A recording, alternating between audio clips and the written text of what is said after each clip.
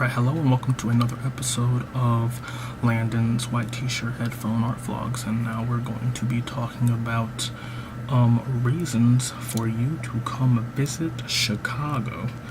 Now, it's going to be a little difficult for me to do, but we're going to try our best here.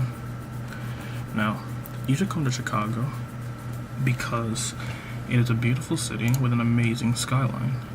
Now, that is true, but that can't be the only reason why you go there. I mean, there's incredible food from places, as you know, Chicago.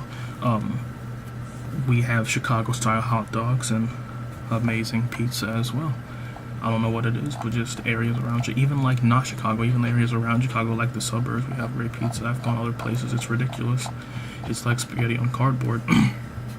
I'm not going to call out any pizza places, but that's just how it is sometimes.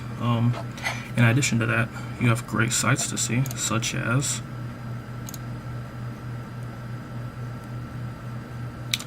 the amazing art museums that are all around the city, such as the Art Institute of Chicago and the Cultural Center, and also there's tons of smaller galleries at universities that you can go see, such as the Smart Art Museum at the University of Chicago campus, and they also are home to the Oriental Museum as well, and those are both amazing museums. Now, you can even go on the amazing boat cruise in which you can see the sculpture on top of a building. It is very far away and hard to see, so I advise you look up pictures before you go, because how in the world are you supposed to see what that is even a sculpture of unless somebody told you what it was? You can even go to the Museum of Contemporary Art, where you can see abstract art such as this from even outside of the building. You can already see the amazing look, the amazing art that could potentially be inside. Last time I went, they had amazing artists there, such as Otobong Nkanga. She makes amazing art of physical things such as cocoa beans, and she even makes soap that you can purchase there. It's actually a part of the art that you can yourself own. It's really cool. Even outside, you can walk around and see art of what is to look like a horse. It's like a bone horse where the bones are different, but I know it's not bone. I'm not sure what it is, but it is art nonetheless. And it was very interesting. I was there walking with a friend. Me and her took a picture of this, and it was great. Now, in the Museum of Art Institute, even if you're not in a gallery, even if you're just walking around, you can see these hanging glass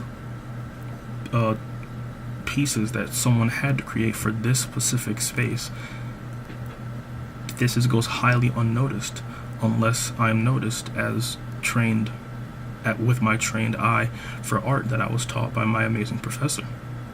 I was trained to see things like this, so I was able to spot this while the average person might miss this. Amazing. You can even see photos like this that for also a person with an untrained eye may not see anything here except for blue dots with some red and orange and yellow lines, as if it was a failed rainbow. In reality, something different here with the emphasis on the red and the orange and yellow that you may not see, but these are just experiences that I myself cannot teach you how to have this trained eye for this, but you can come see things like this, and now that you understand, you may look for these subtleties when you come visit Chicago. You'll enjoy yourself very much. You'll get dramatic pictures like this of women on the floor looking at something but not directly at the camera. Oh, only a trained eye could see something that specific. You could see strange pictures like this, which if you're that type of person, this might make you very happy. You might be like, wow, I drew something like this just yesterday, but what was your intention though? Not the same as this artist. You're not as prepared, as practiced as this person was to create such an art. Of the shark with male genitalia, you have no idea. You can see small things like this. There was a whole video about how they created large versions of these, but they also made them small. What are these made out of? I don't know. I wasn't allowed to touch them and feel them, but I'm assuming it's some sort of metal, and I highly doubt it's paper clips. But regardless, it was kind of cool. Something that maybe you can mirror yourself at home and put this on your desk at work. I have no idea. You do what you want. Now you can even see architecture by Frank Gehry at the Millennium Park if you wish to go there, where there is home to many concerts, many different events that you can go see there. It's amazing. You can even go there when there's not a concert, and it will constantly be hustling and bustling with people. You can even go see the Bean. I don't know why people go see that, but sure, go see that. It's great. Now, even if you don't go see that, even if you think that all this stuff is not for you, well, listen to this. There's even art on the trains. The trains.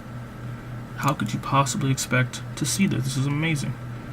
Who took out the time while this train was stopped with a shirt and do it when it was moving to create this? That's completely ridiculous. Nobody expected that. There's even more art over here of locks locked on to a gate. I'm not sure, I wasn't here when this picture was taken, but look at this. They're all blue, different colors. I'm sure this is art and not just a picture of a gate somewhere. I really hope it's not. Or you can come look at this. This is a piece by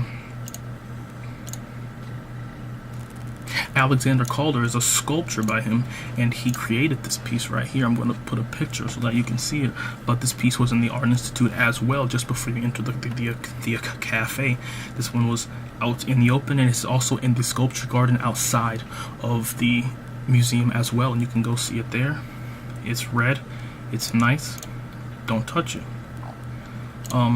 In addition to that, we also have in the Art Institute, there is a piece that is like a spider web. Now, I will have this picture, and I'll put it right here, unless my partner does not send a picture to me, in which there will be no picture there. But regardless, there was a picture, and it was like a projection of a spider web, and it says something like being truthful, something about truth, but you could move your hand in front of the projection and it would move it as if you were touching it yourself, and that was a piece that you could touch, you could interact with it. Super cool. But also in Chicago, there is a fountain, and the fountain shoots out water, but also in the fountain there's pictures of people. This thing is like a story or two high. It's really high, and water comes down, and everyone's always playing in it. I don't go over there because I don't like being wet, but I also like being outside. But that's totally unrelated to anything I'm talking about. But also, what else could you possibly see? On the river tour, if you would like to go on that, you can see a lot of buildings, tons of buildings, and the architecture and everything is shared with you on levels beyond my comprehension, levels that I can't even share with you because I don't even fully comprehend what they were speaking about on there, about when things were made and the times and the years. If that interests you, then it's just for you. There's art in places that are made out of complete, I guess not completely out of frosting, but used frosting in its composition, and you would never expect that unless I told you. You would think it was paint, but it's not. It's cake frosting, surprise. And also, you can get these beautiful murals that were created and to some degree preserved, or I guess recreated. There are pictures of them, and they look amazing. I couldn't imagine seeing this in person in Chicago. It's probably beautiful. Other than that, you can see a lot of contemporary art in a lot of different places, stuff that will go straight over your head, but it doesn't matter. The fact is that you came to Chicago and you visited. It's amazing, really. So, that'll be it for this vlog. I hope you come and visit. Thank you.